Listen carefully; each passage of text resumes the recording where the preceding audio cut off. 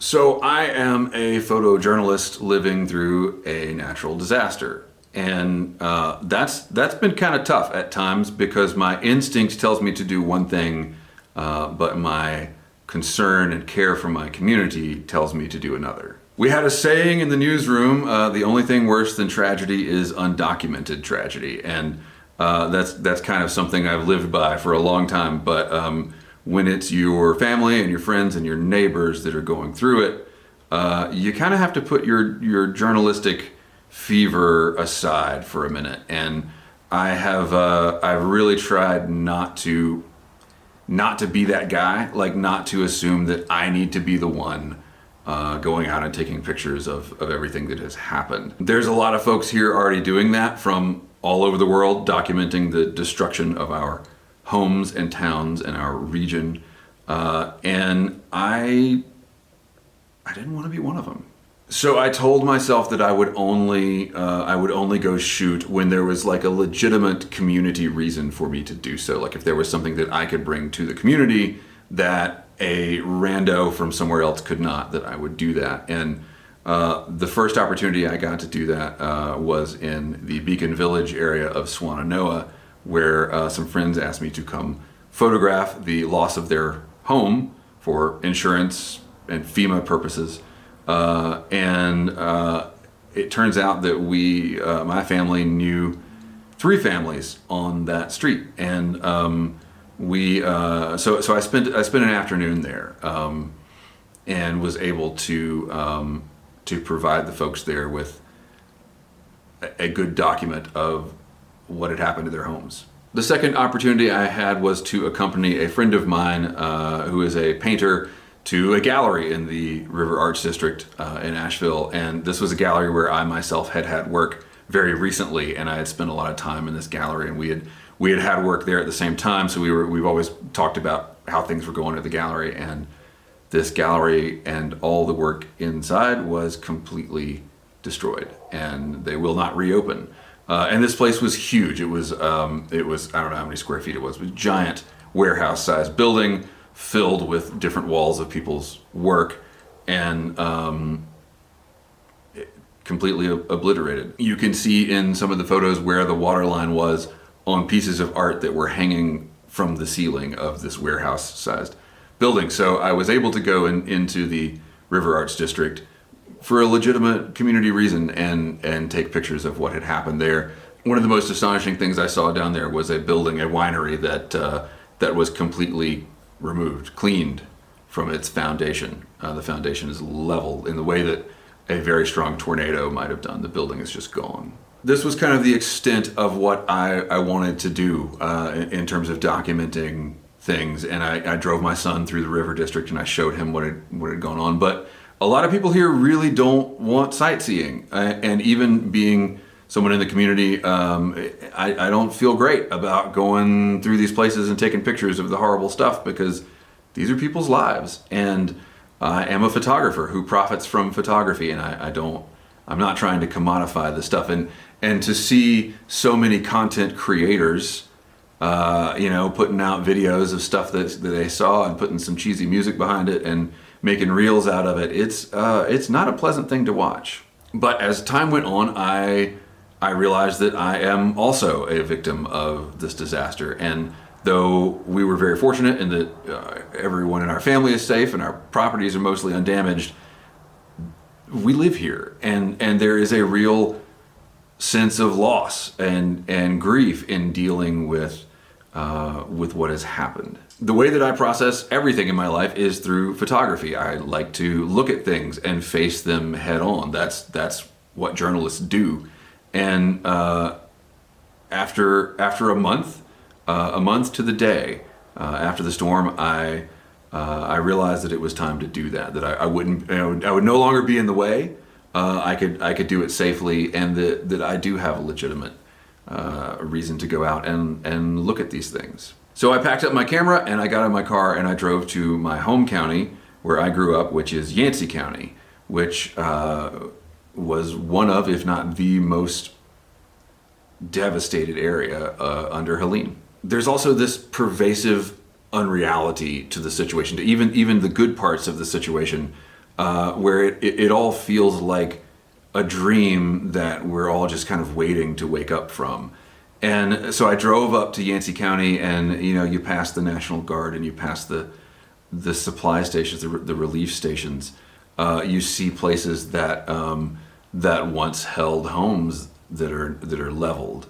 The first place I went in Yancey County is called Pensacola, and I didn't live in Pensacola, but it's the valley of the Cane River, and this is where my teenage swimming holes. I mean, every day in senior year of high school, we would skip class and go to the river. That was what you did, and there was a couple of swimming holes up there that are gone now.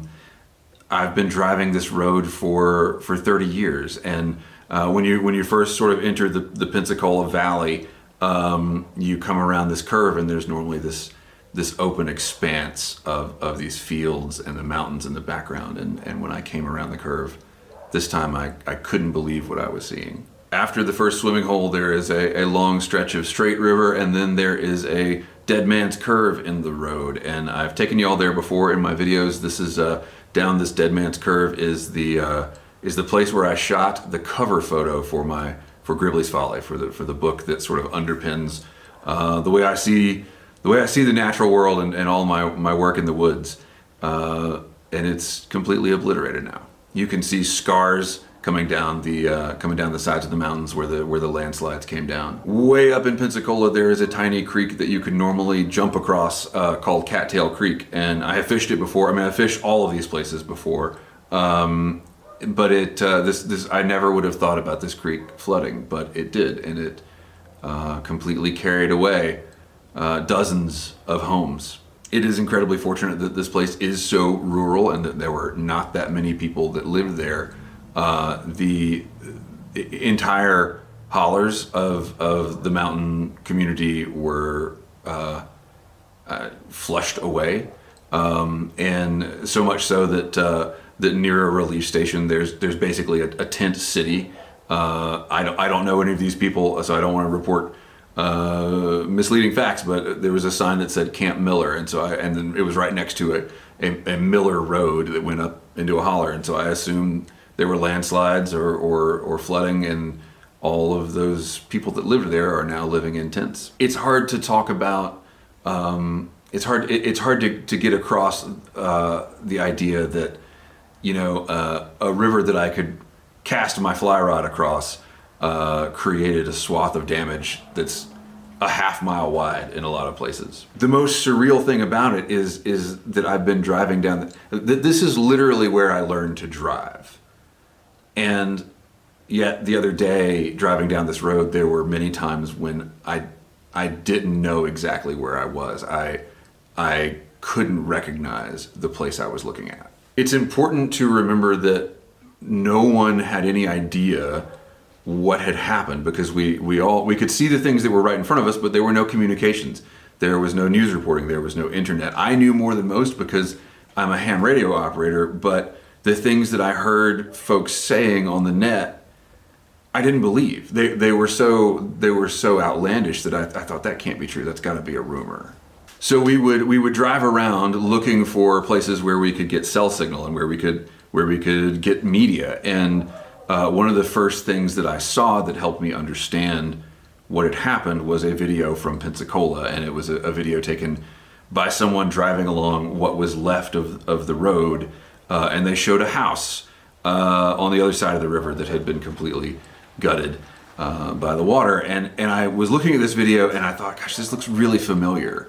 I feel like I've seen this place before, but surely this can't be anywhere around here.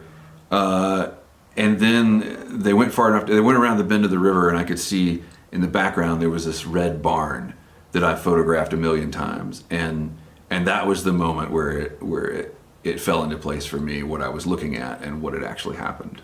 So from Pensacola, I drove across the county to a place called Green Mountain, which was where I lived. So Green Mountain was my neighborhood growing up. That was like if someone says, "Hey, where do you live?" You would say, "I live up in Green Mountain." Even though there's nothing really there, there was like 5 or 6 buildings. Now there's like 2 buildings.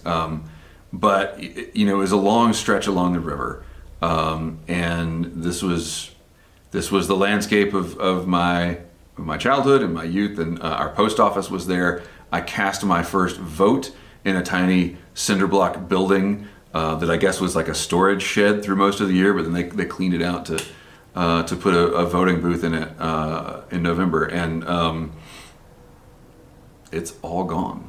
Driving down the road back toward Green Mountain, you can see the railroad tracks across the river, and they are sloping between the hills like ribbons. They're just hanging there on the side of the mountain. One of the hardest things to understand was the sheer volume of the water. You're driving down the road and you can look at water's at normal levels, a month later, and you can look in the river. In the middle of the destruction, the river kind of looks like it always did. You can wade across this river. It's about knee deep. I've fished it many, many times. But then you're driving down the road and you realize that where you're driving, you would have been 20 feet underwater during the flood.